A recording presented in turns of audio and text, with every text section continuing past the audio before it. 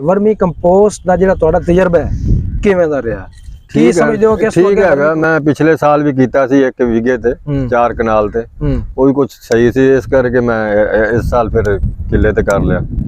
ਅੱਗੇ ਇਨਸ਼ਾਅੱਲਾ ਕੋਸ਼ਿਸ਼ ਕਰਾਂਗੇ ਵੀ ਜ਼ਿਆਦਾ। ਵਰਮੀ ਕੰਪੋਸਟ ਤੇ ਮੁਤਮਿਨ ਹੋ ਤੁਸੀਂ? ਮੁਤਮਿਨ ਹੈ, ਫਿਲਹਾਲ ਮੁਤਮਿਨ ਹੈ। ਵਰਮੀ ਕੰਪੋਸਟ ਦਾ ਮਸ਼ਵਰਾ ਤੁਹਾਨੂੰ ਕਿਸ ਬੰਦੇ ਨੇ ਦਿੱਤਾ? ਵਰਮੀ ਕੰਪੋਸਟ ਇੱਥੇ ਜਹਾਨੀਆਂ ਦੇ ਵਿੱਚ ਸਾਡੇ ਕਾਸਮ ਸ਼ਾਹ ਸਾਹਿਬ, ਹਾਂਜੀ, ਇਹ ਬੈਕਗ੍ਰਾਉਂਡ ਦੇ ਅੰਦਰ ਮੌਜੂਦ ਹਨ ਜੀ। ਹਾਂਜੀ, ਇਹ ਮੌਜੂਦ ਨੇ, ਇਹ ਇੱਥੇ ਇਹਨਾਂ ਨੇ ਬਣਾਇਆ ਹੋਇਆ। ਠੀਕ ਹੈ, ਫੈਕਟਰੀ ਸਮਝ ਲਓ, ਕੁਝ ਵੀ ਸਮਝ ਲਓ। ਠੀਕ ਹੈ, ਤੇ ਇਹਨਾਂ ਕੋਲੋਂ ਲੈ ਕੇ ਅਸੀਂ ਇਸਤੇਮਾਲ ਕਰਦੇ। ਮਾਸ਼ਾਅੱਲਾ। ਕਿੰਨੇ ਵਰਮੀ ਕੰਪੋਸਟ ਦੇ ਬੈਗ ਤੁਸੀਂ ਇਹਦੇ ਤੇ ਪਾਏ ਲੈ? मैं सर थोड़ा जा जदों काश्त की गंदम मैं थोड़ा जा परेशान सा, मैं दूसरी खाद नहीं यूज कर सकिया, ना परचेज कर सकिया। फिर मेरी शाह साहब ने मुलाकात हुई, शाह साहब ने मैंने दस्या मैं कारोबार शुरू किया। कासम अली शाह साहब को जहानिया तो अच्छा, उन्होंने मैंने मशवरा दिता भी खाद लो, इनू अल्लाह दा नाम लैके शुरू करो।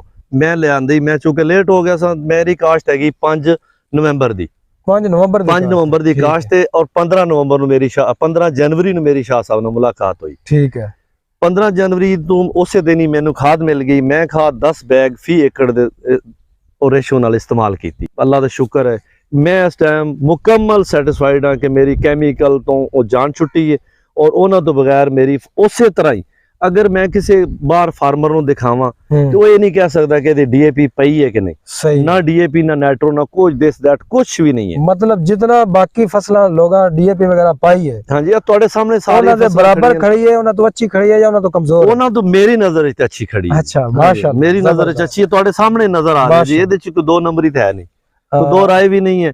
ਔਰ ਤੁਸੀਂ ਇਹਨਾਂ ਸਫਰ ਕਰਕੇ ਆਏ ਹੋ ਤੇ ਮੈਨੂੰ ਝੂਠ ਬੋਲਣ ਦੀ, ਆਪਣੀ ਖੇਤ ਤੇ ਝੂਠ ਬੋਲਣ ਦੀ ਜ਼ਰੂਰ।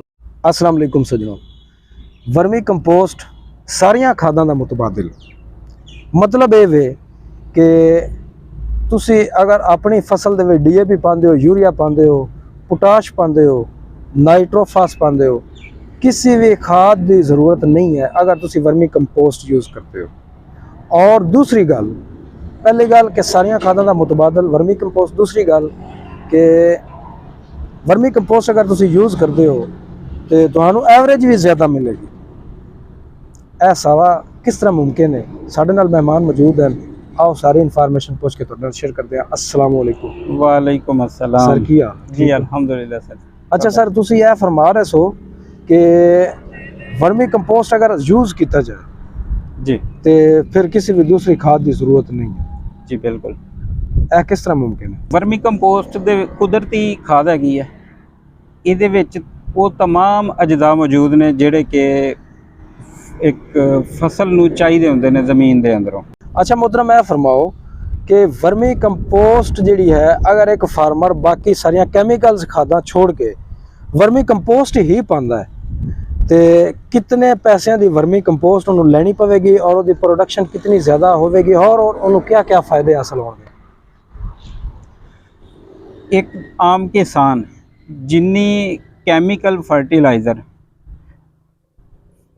डीएपी, यूरिया, सल्फर, पोटाश वगैरह जितने रकम दी वो इस्तेमाल कर रहा, उन्नी ही रकम दी वर्मी कंपोस्ट अगर इस्तेमाल करे तो उदी फसल दी एवरेज बहुत अच्छी होगी। 8 तो 10 मन कन्फर्म एवरेज उदी ज़्यादा आएगी। फिर उदी ज़मीन दी जड़ी वो बेहतरी हो जाएगी ते ऑर्गेनिक फसल साडे कोल ओदे कोल किसान कोल मौजूद होगी। माशाअल्लाह, ज़बरदस्त। लो जी सज्जनों, 3 फायदे। सब तो पहला फायदा कि 8 तो 10 मन प्रोडक्शन ज़्यादा होगी। दूसरे नंबर ते ओदी ज़मीन अगे कैमिकल ते हिल चुकी सी, हाँ, ओदे चो कैमिकल खत्म हो जाएगा जी।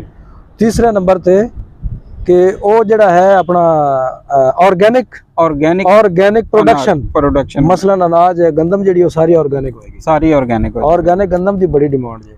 इसका मतलब है जहानिया च ऑर्गेनिक गंदम भी मिलेगी? जी बिल्कुल मिलेगी। माशाल्लाह, ज़बरदस्त।